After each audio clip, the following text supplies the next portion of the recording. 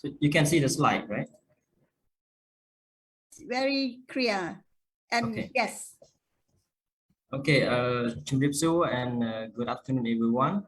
Again, it's my great honor to share this, but I hope this will enhance the understanding of the public as well as a policymaker to understand about our issues and also calling for, discrimination, to stop discrimination for indigenous people. So my presentation here, I will share some experience from Cambodia in the context of forest conservation, but it's also really important to the land and territory and resource rights of indigenous people. So my presentation will cover in 4 contents. Item here is our view of indigenous people in the world. Perhaps that's just for the sharing some information about the indigenous people in the world, as well as indigenous people in Cambodia, and then I'll highlight on the issues that indigenous people in Cambodia facing related to the land rights, territory, and resources, and also my personal recommendation to the stakeholders in concern.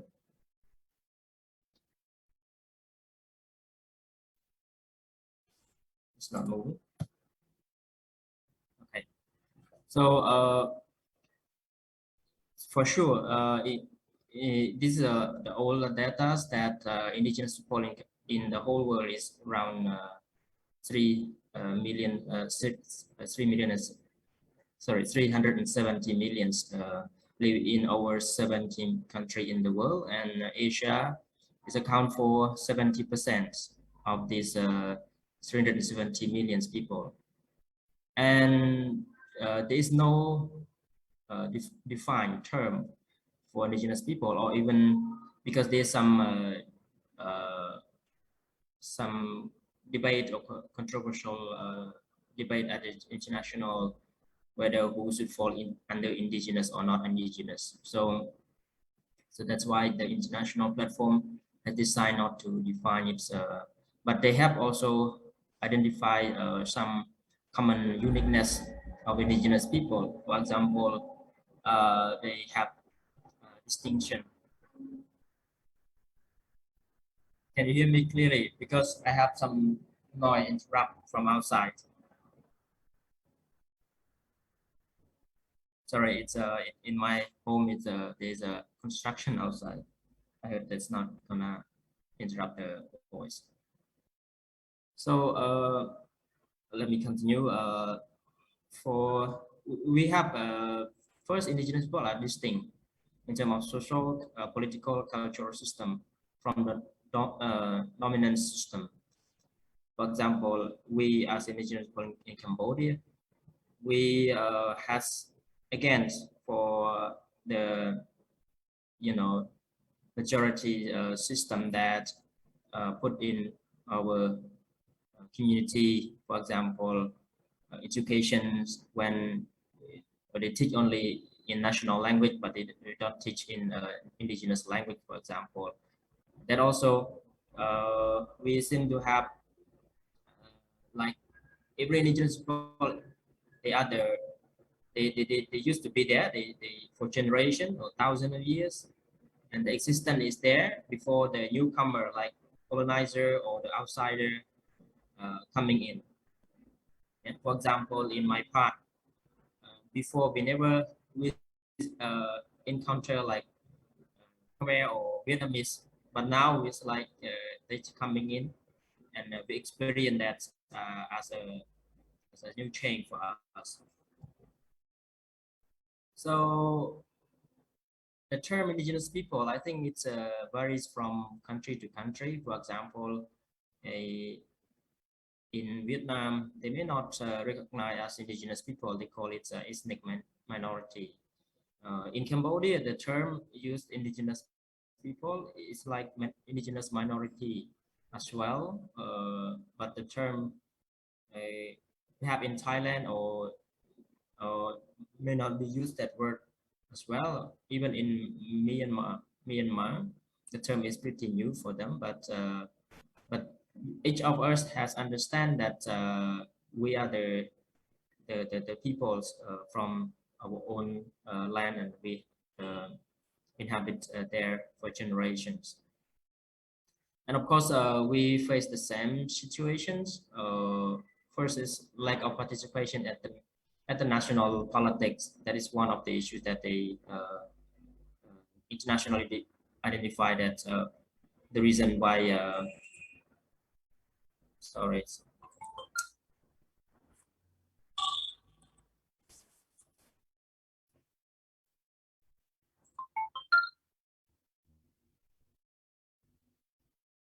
Um, sorry.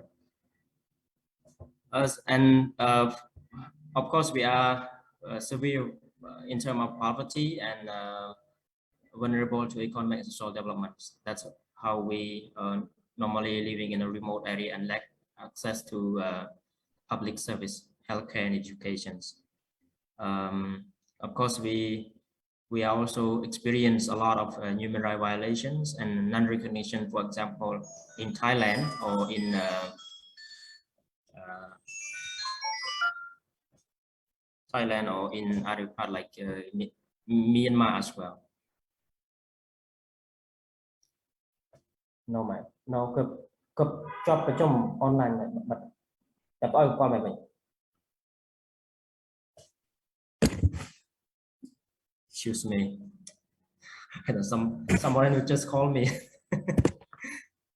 Yeah.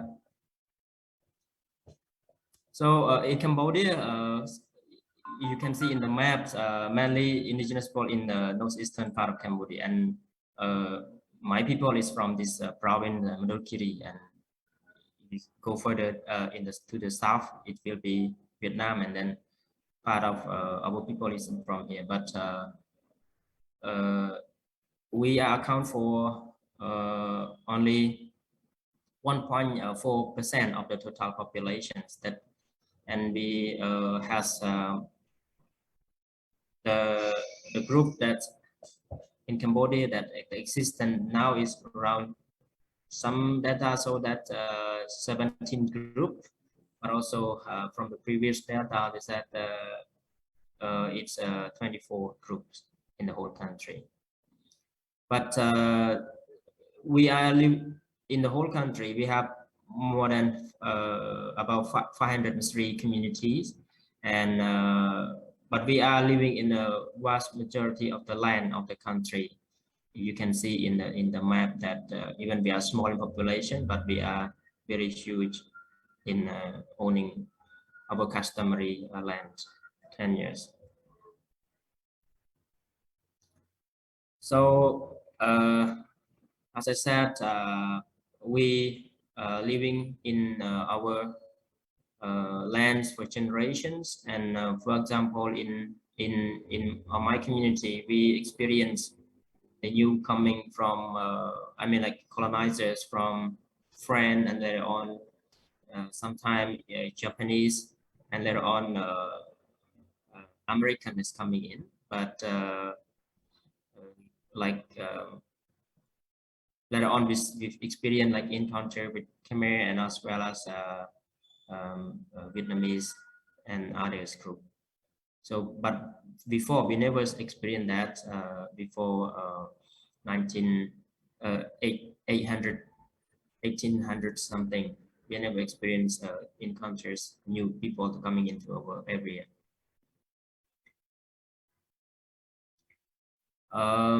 So I would say in relation to our livelihood, we rely heavily on natural resource, as well as forest is a man's income for us for living, and we harvest, we cultivate, and we also ritual some of the spirit in the forest, in the mountains, in the rivers, and in the you know, in surrounding us and environment, and as well as the sky or the land that we stepping on. That is our belief. our relationship with the nature.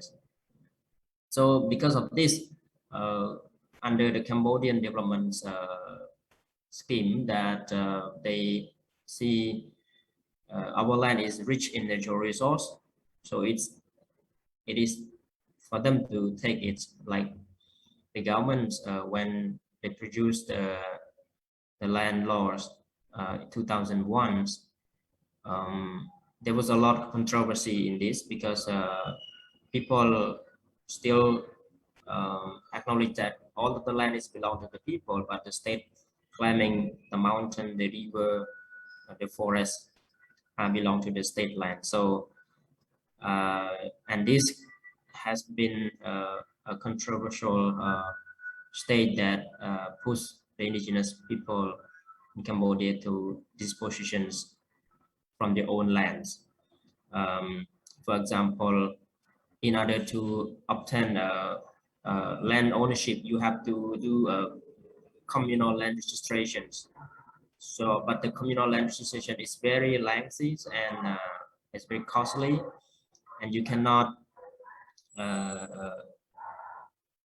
afford it actually, unless you have some support from NGO or donor organizations. And it's take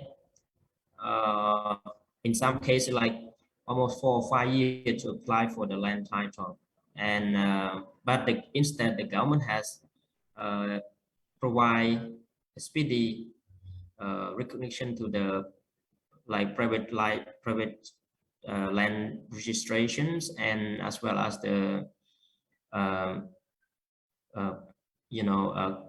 company like economic land concessions, mining, and logging company. So this is very strange for us. Like in the whole country now, we're facing these land problems.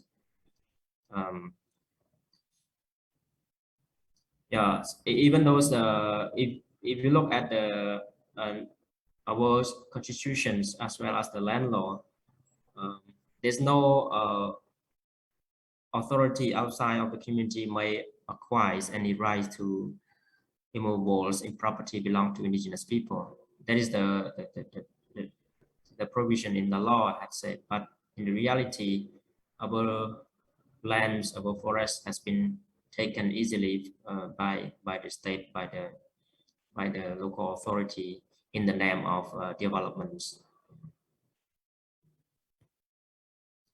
So even though the Cambodian government has voted for in favor for the UN Declaration on the Rights of Indigenous People, but its practice in the national level has been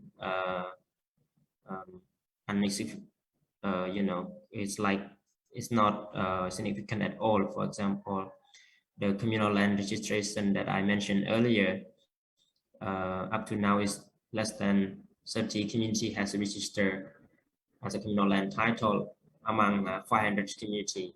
So estimate if the processes go on, it will take hundreds of years to get the communal land title. But the problem is also happening with the government when they grant over land to the private company, to the mining company, to the hydro dams construction, to the forest logging company, and as well as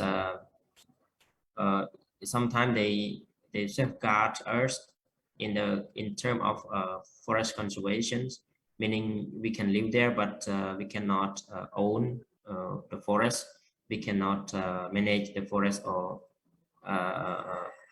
that's what we want. So this right has been violated, and it has been experienced in a number of community protected areas. But at the same time, there's a lot of report saying that there's a lot of illegal logging in those areas from the outsider, and the community who fight for the protection of their land rights or forestry rights has been accused of any kind of crimes, and sometimes they face illegal actions at the court, and sometimes they get arrested due to their activity to protect their own land and natural resources. As I said, it's, for example, in the hydro. 2 more minutes. Can you wrap up? Yep. For the hydro dams, one of our community has been forced out to the community without free and from consent, and they has been calling for the government to allow them to settle down in their own community for so that they can survive, because they cannot.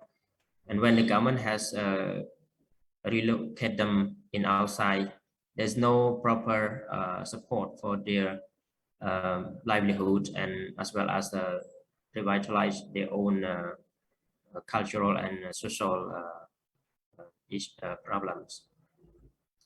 So for mainly for the I will jump to the challenge that we face. You can see that everywhere in Cambodia now, even recently, the government has report that in 2018, the land forest has degraded from 70% in 1970, and up to now it's like less than 40% of the forest coverage in the whole country.